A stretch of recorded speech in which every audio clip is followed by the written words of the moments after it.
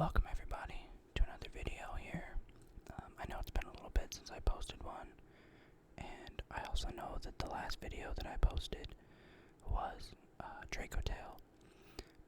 However, this is really the only deck I've been playing recently, aside from I took Malice to locals after the ban list, and to be honest, I think I was coping a little bit. It did not go well. I really struggled getting to Dormouse sometimes, and then through hand traps without Splash Mage, it was actually a lot worse than I thought it was. So I think for now we're going to be putting Malice back in the binder, and we're going to be focusing on Dracotail. So I really like this deck. I've been playing it some, playing some DB here and there. So I've made some changes. The only thing I will say is this is not post-due because I don't have the card yet. The Frixel, that's the one that I'll be playing. I probably won't play the trap as of right now, but I'll kind of talk about that when we get into it. So let's go ahead and start with the main deck. We're playing an even 40 here. Nothing crazy. You want to see your names. So 3/5 mana. This is like the best card in the deck. I knew it was when I first started playing the deck, but like you just don't realize how broken this card is until you like use it often. 3 Lucius, standard. 3 Malulu, standard, unless you're playing like branded. I see people cut down on this sometimes, but I'm playing pure. Here's a change since the last time I made a video. I'm on 3 pan right now. I think this third one would be the new main deck monster, the Frixel, I think is how you say it. So yeah, I think that the rest of the deck will stay the same, except for a change here and a change in the extra would be to change this to the new main deck monster. But other than that, I think we're gonna be about the same. Moving on, we got 1 Urgula. The reason I'm playing more Pan versus Urgula is turn 0 when you're going second. This feels way more impactful against most decks than the spell and trap pop of Urgula. The monster pop of Pan is crazy. So I really like to open that, but Urgula is really important for recycling your 5 mana. So I would consider maybe going up, but with the addition of the new monster, I'm not really sure what I would really need a second Urgula for. So that is it for the Dracotail monsters. And then of course we have 3 Rahu. This card is busted. And then 3 Ketu. And this card going second like is even better than this, which is kind of crazy. A lot of times I find myself like starting with other things if I open Ketu, just because this is so strong on its own that I kind of not want them to stop my other plays, but if they're going to stop my other plays, then I have this for free. And it does feel really bad when you're playing against Dracotail, like when your opponent goes normal summon Lucius to add, and you Ash, and then they just throw down a Ketu right after. Like, that feels really bad. So, yeah, that's it for the spells. And then one flame and 1 horn. These are really good. In general, I think the horn is better, getting rid of the attack position monster. Like against Yummy, this is nuts. So generally I try, if I can, to use this first, so that way it goes to grave, and then when I use this, I can put Horn back in deck. So that way I can, like, use it again. But it doesn't always work out that way, but it is nice when it does. Then I kind of built the deck, and I had 38 cards. So I went. I'm not too sure about these. I think I might change these in the future, but I'm not really using King of the Swamp as a regular King of the Swamp, like almost ever, like using it as a fusion substitution. A lot of times I'm just ditching it to get Polly out of the deck, which is cool, but you have to play another spell. So maybe I just keep the same amount of Dracotails, cut this for the new main deck monster, so I end up having one more Dracotail monster, and then I could cut Polly for a Cartesia or something like that.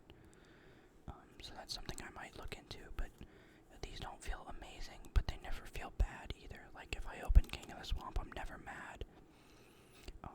And the only time I'm ever mad opening Polly is if I already don't have enough monsters, but the deck has 6 spells, plus this is 7, and then the 2 traps, and that's it, so I mean, the chances of opening up so you have 31 monsters in the deck, I feel like this is fine. Then we have the rest of the deck is hand traps. So 3 Vua, 3 Ash, 3 Nibiru, 3 Veiler, 3 Ghost Bell, and 2 Ghost Ogre. Honestly, probably the worst one in the deck right now is Ghost Ogre. But you only really want to play monster hand traps, and I don't really want to substitute these out for Shaddoll's or something. I just want to overwhelm my opponent with hand traps and be able to recycle them. So, while I'm saying this is the worst, it's not bad. If your yummy opponent goes Snatchy to add, for the field spell, you can use this, and then gets rid of the body, so then they don't have a link 1 on field. That's pretty good. They have Marshmallow now, so it's not amazing, but it does help. Ghost Bell is really good into a bunch of stuff right now, so that's why I'm maining 3 of them. Nibiru by itself doesn't ever feel strong, but Nibiru in combination with any of the rest of these feels pretty good, so I wouldn't really, I see people not playing Nibiru right now. To me, that just doesn't make sense. But, I'm also not the greatest player, so maybe I'm just missing something. Alright, let's get into the extra. 3 Arthalion. I would never play any less than this. 3 is I feel mandatory. 2 Gulamel. Honestly, the second one rarely comes up. And if it does, I have a feeling that I misplayed somewhere and could have avoided it, but as of right now, I feel like I personally can't cut this card down to 1, but if I played perfectly, probably. So I can see why people are doing it. Spirit. 2 Seals. Again, the second Seals almost never comes up, but I don't know, it just feels nice to have the second one. And then Secretarion. Very, very good in the mirror. Mysterion. I'm honestly considering cutting this card. I never make it. And when I do, it just doesn't, feel great. So I don't know, I might get rid of this card. Dragoon. I only play 1 King of the Swamp, like I said, so not really making this very often, but it does come up sometimes. Like, a situation is using the Dracotail monsters to fuse instead of the King of the Swamp early on to get the set effects. And then, like, turn 2 or something, making a Dragoon because I still have the King of the Swamp in my hand and I didn't need to go get Polly. So that comes up sometimes. Guardian Chimera. I mean, the card's crazy when you make it. It's just not very often for me. Tyrant. I would say out of 20 games, maybe I make this once. Like, this card never gets made either. I'd be fine cutting it. But in theory, it's nice to be able to reset your traps. Like, if you go Flame first, and then a Horn, put back Flame, you just have Horn sitting in grave. So, like, in theory, you can just make this and reset it, and then go grab the other one out of the deck so you have both again. But I don't know. And then SP and Typhon. So this feels like it wins you games that you shouldn't be winning. So I don't feel like I could cut this. SP is SP, it's crazy. If you are like a strong Dracotail player, or you play the deck often, you're gonna notice that I'm missing Cross Sheep. And that's for two reasons. One, I don't have it. Like, I don't own the card. But I am going to get it. It is something that I want to play in the deck. But the second reason is that I don't feel like without the new monster, the Frixel, I don't think it's necessary. I think the Cross Sheep gets way better with the addition of the new monster. But I do realize that, like, there are times when I'm playing that I wish I could make the Cross Sheep, and I just don't own it, so I can't. But the Cross Sheep should be in here. Honestly, I'd probably put it in for the Mysterion or the Tyrant. One of these two would get cut for a Cross Sheep. And then, other than that, I don't really know, like, what other changes I would make to the extra. So that is it for the extra. Let's go on to the side. And sorry if I'm kind of rambling too much, but that is kind of the point of the ASMR video, right? Alright, so just to discuss the side a little bit. Actually, you know what? Let me just show you and then I'll talk about it. So, 3 Fenrir. 3 Bestials. Mag, Druis, Baldrake. 3 Joel. 3 Phantasme. 1 Perulia. 2 Lightning Storm. Okay, so let me pick these up and then I'll kind of talk about what each of these are here for. So Fenrir is here because, first of all, I have 13 monsters in my side deck, and that is on purpose. I intentionally avoided playing cards like Thrust and things because they're not monsters, and they suck to draw when you don't have enough monsters in your hand to fuse. So to combat that, I just am not playing very many spells, with the exception of the 2 Lightning Storm. The 2 Lightning Storm are in here because going second is difficult.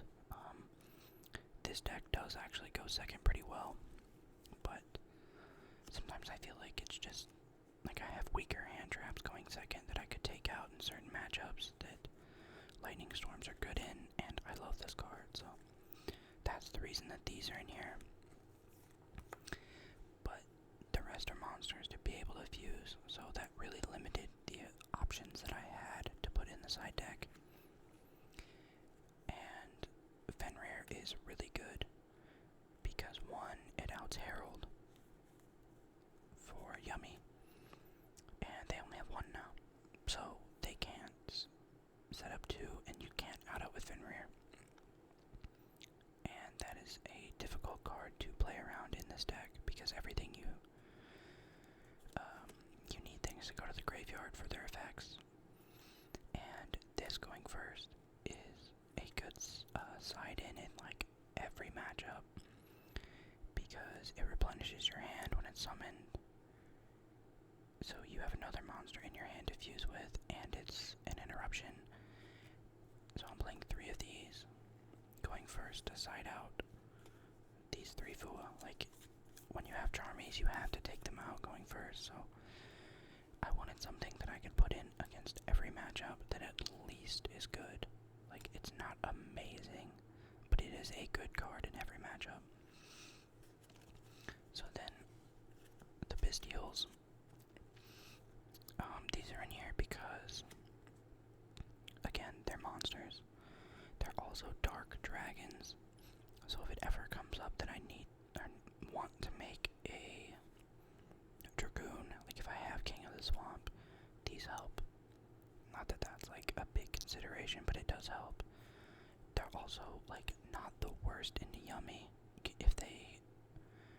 If you open one of these with like 2 or 3, like 2 other hand traps, and you can Bistial like a Snatchy or something, that really does hurt them. So these are in here for Yummy, but they're also in here for Fiendsmith.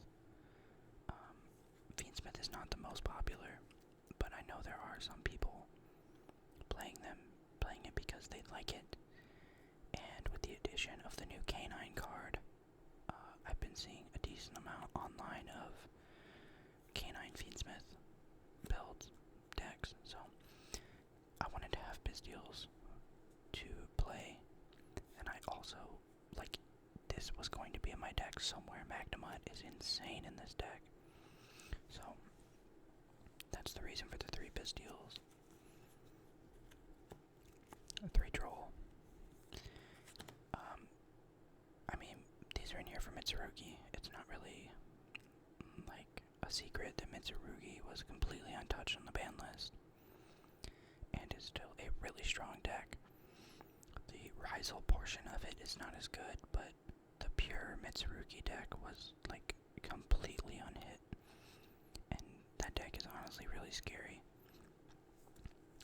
I forgot to mention that for the Bistials too, these are also in there for Mitsurugi. If you can like Bistial an Ame before it comes back or something, that is like really, really good. So I have these 6 in there for Mitsurugi if I play them. Phantasme, I mean that's pretty obvious. That's in there for like tons of things. Like before the ban list, Vanquish Little Canine. This card wasn't amazing against it, but they did make rock, like, sometimes. So you could Phantasme there. But this is really just Yummy hate. Or anyone who's still playing Malice, which, like, was me. I got hit with a Phantasme when I was playing Malice, and, I mean, that did suck. Like, it makes sense. It's a big body, so you can just apply pressure that way.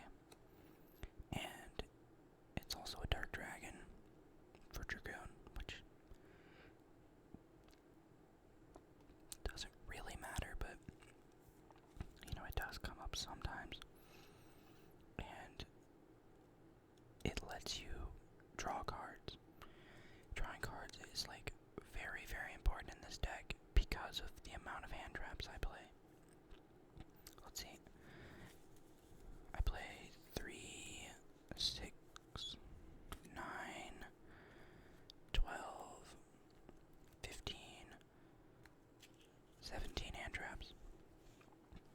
So going second, like you draw 1 or 2 plus a Phantasme, and then you Phantasme and go get another one. Like, there's very, very few decks with like very specific hands that can play through 3 or 4 hand traps. So, and then the last card is a Perulia.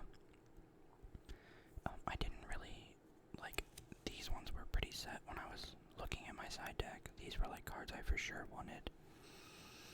And then these three were like, okay, I need 3 cards. What 3 cards would be good? I kind of already talked about these. And then, so these went in, and then I had 14 cards. The Perulia was the 14th card to go, or the 15th, I'm sorry, card to go in. It was kind of an easy decision because I only own one. But, you know, going second, it's just another Charmy, and it does very similar things to this. Like, even if I'm only getting 1 draw off Perulia for, like, a lot of decks, it's still worth it because, one, they have to play a little different to only give me that 1 draw. So they're taking, like, an inoptimal line. But then, I'm just drawing into more hand traps. So combining those two together, it does have an effect even if I'm not drawing 5 times off of it. So, I had a game against a yummy opponent online where I Perulia'd them, and then they normal summoned Cupsy. So I drew into Phantasme, and then I could Phantasme them, and I drew into another hand trap. I don't remember what it was like an Ash or something, but, like, these are, like, good cards. Almost nothing in here besides, like, the Troll is a blowout, like, win automatically card. But that's not what this deck is trying to do. This deck doesn't build insane, unbreakable boards. This deck is very fair. Sometimes too fair. And you just win a long game, or a hand trap war, or a resource war. Like, you win in very not flashy, not overwhelming ways. So, but yeah, the changes I would make post Doom of Dimensions, like I said, the new monster, once I get a hold of that, I will play one of those in the deck. Potentially putting in a Cartesia or 2, just for a little extra consistency, and the Cross Sheep in the extra. So yeah, that's where I'm at right now with the deck. If you are familiar, if you're a good Dracotail player, I'm sure you're better than me. Let me know in the comments what you think. I'm always open for feedback. But also, if you just like to hear me talk about cards, whisper about cards, you're here for, like, the ASMR part of the video, that's cool too. I appreciate that too. Let me know what you guys like about these, what you don't like, and, like, anything else, you would like to see. But, you know, I enjoy making these videos, so I hope you guys are enjoying watching them. And if you are, if you're going to bed now, I hope you get some good rest. I hope you get some good sleep. Hope I was able to help there a little bit.